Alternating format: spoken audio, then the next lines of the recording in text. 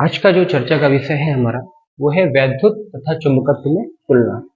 Important इसलिए हो जाता है क्योंकि अगर आप वैद्युत पढ़ लिए हैं तो आपको चुंबकत्व को पढ़ने में थोड़ी सी आसानी होगी। कई सारे समानताएं भी हैं और कई सारे अंतर भी हैं। तो फिलहाल हम लोग यहाँ पर समानताओं के बारे में बात करेंगे। उससे फायदा क्या होने वाला है? फायदा ये होने वाला है कि कई सारे फार्मूलाज जो हम लोग वैद्युत में पढ़ लिए हैं उनकी सहायता से हम लोग चुंबकत्व के फार्मूलाज को बड़ी आसानी से याद कर पाएंगे। तो क्या कुछ करना रहेगा उसके बारे में थोड़ा सा आप समझ लीजिए तो बड़ी आसानी होगी आपको। पेपर के पॉइंट ऑफ व्यू से आपको लिए काफी इंपॉर्टेंट है। तो देखिए जरा, एक तरफ हम लोग डिस्कस कर लेते हैं वैद्युत के बारे में और दूसरी तरफ हम लोग डिस्कस कर लेते हैं चुंबकत्व के बारे में। तो जैसा कि आपको पता है कि वैद्युत में दो टाइप के आवेश होते हैं, एक को बोलते हैं प्लस क्यू और दूसरे को बोलते हैं माइनस क्यू। मैग्नेट में भी कुछ ऐसा ही होता है। यहाँ पर दो ध्रुव होते हैं, एक को बोलते हैं हम लोग एन और एक होता है एस। यहाँ पर हम लोग जो बात करते हैं वो ध्रुव सामर्थ्य के बारे में करते हैं। तो इस वाले की ध्रुव सामर्थ्य का मतलब आप ऐसे समझिए जैसे आवेश में होता है अट्रैक्टिंग पावर।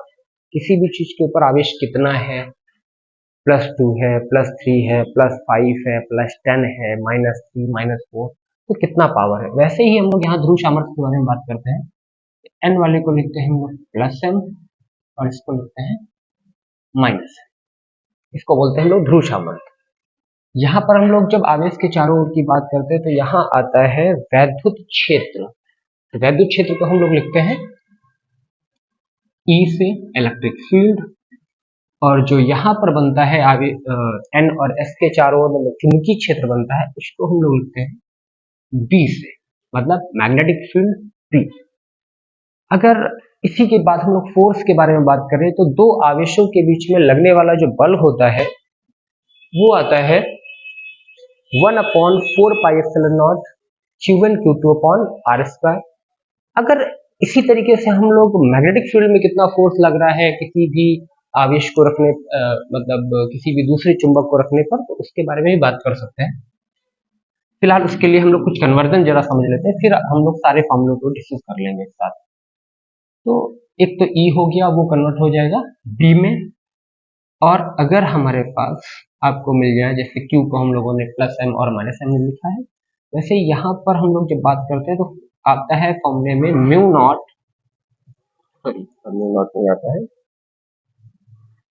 यहाँ पर आता है 1/4πε0 और इस तरफ आएगा आपके पास म्यू नॉट अपॉन 4π। सही तरीके से अगर हम लोग और ज्यादा थोड़ा सा देखें तो जो म्यू नॉट है वो एप्सिलॉन नॉट का जस्ट अपोजिट आपको मिल रहा होगा। मतलब कहने का ये हुआ कि हम लोग यहाँ पर 1/एप्सिलॉन नॉट को रिप्लेस कर सकते हैं म्यू नॉट।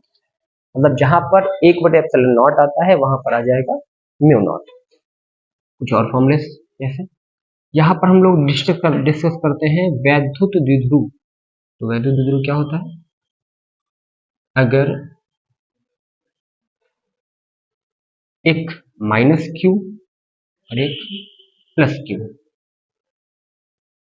दो समान परिमाण के परंतु विपरीत प्रकार के आवेश अगर एक दूसरे से बहुत अल्प दूरी मतलब मान लीजिए 2l दूरी, मान लीजिए 2l ही मानते हैं स्पेशली हम लोग, बहुत अल्प दूरी अगर 2l पर रखे हैं तो जो ये व्यवस्था बन के तैयार हो रही है इस व्यवस्था को हम लोग बोलते हैं कि ये वैद्युत द्विध्रुव है। और जैसा यहाँ पर है जस्ट लाइक ऐसा यहाँ पर, तो यहाँ पर क्या है, मान लीजिए ये हमारे पास एक चुंबक है, दंड चुंबक। इस तरफ हमारे पास क्या है, S, और इस तरफ क्या है, N है। इसको हम लोग बोलेंगे -1, इसको बोलेंगे +1। बीच का डिस्टेंस अभी भी हम लोग कितना रखने वाले हैं, 2l रखने वाले हैं। तो दोनों के बीच का डिस्टेंस कितना आ जाएगा, 2l 2l।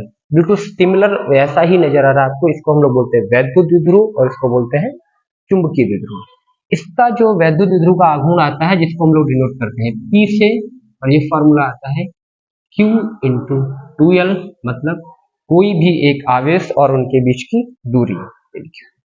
और इसके बाद यहाँ पर आ जाएगा आपके पास कैपिटल M से डिनोट करते हैं हम लोग, तो कोई भी एक ध्रुव सामर्थ्य, इसको हम लोग बोलते हैं ध्रुव सामर्थ्य, तो M इंटू 2L। इससे आपको एक बात और पता लग रही होगी कि हमने P को रिप्लेस किया है M से और Q को रिप्लेस किया है स्मॉल m से। बीच का डिस्टेंस 2L था, बीच का डिस्टेंस अभी भी 2L है। कुछ बातें और हैं, कुछ फॉर्मूलास, जैसे बल के फॉर्मूले के बारे में बात कर ले रहे हैं हम। तो यहाँ पर दो आवेशों के बीच में बल आता था, विद्युत में कितना आता है 1/4 pi epsilon not Q1 Q2 upon R square. यहाँ पर आप आ जाएगा रिप्लेस होकर के म्यू नॉट अपॉन 4 पाई M1 M2 upon R square. तीव्रता के बारे में बात करें तो दो तरीके की तीव्रताएं हम लोग निकालते हैं वैद्युत द्विध्रुव की वजह से। पहली आती है अच्छी स्थिति में और दूसरी आती है निरक्षीय स्थिति में। अच्छी स्थिति में जो वैद्युत में तीव्रता आती थी वो आती थी E बराबर 1/4 pi epsilon naught 2p upon R cube. तो आपका मैग्नेट में क्या आ जाएगा B is equal to mu naught upon 4 pi 2 capital M upon R cube. इसी तरीके से अगर आप निरक्षीय स्थिति में निकालें, ये अच्छी का है, निरक्षीय स्थिति में निकालेंगे तो आ जाएगा आपके पास E बराबर 1/4 pi epsilon naught P upon R cube. और मैग्नेट में निकालेंगे तो ये आ जाएगा आपके पास B is equal to mu naught upon 4 pi M upon R cube. दोनों में सिमिलरिटी आपको नजर आ रही होगी। आप जितने भी रिप्लेसिंग चीजें हमने आपको बताई सारी पुट कर दीजिए। 1 अपॉन एप्सिलॉन नॉट को आप पुट कर दीजिए म्यू नॉट, और 4 पाई तो 4 पाई है। P को रिप्लेस कर दीजिए M से, R ही रहता है, डिस्टेंस है, कोई टेंशन वाली बात है नहीं। इसके बाद अगर आप एक समान चुंबकीय क्षेत्र में द्विध्रुव को घुमाने में जो बलाघूर्ण लगता है उसके बारे में बात करें तो यहाँ फॉर्मूला आता है टाउ बराबर PE साइन थीटा। यहाँ क्या आ जाएगा मैग्नेट में आ जाएगा टाउ बराबर MB साइन थीटा।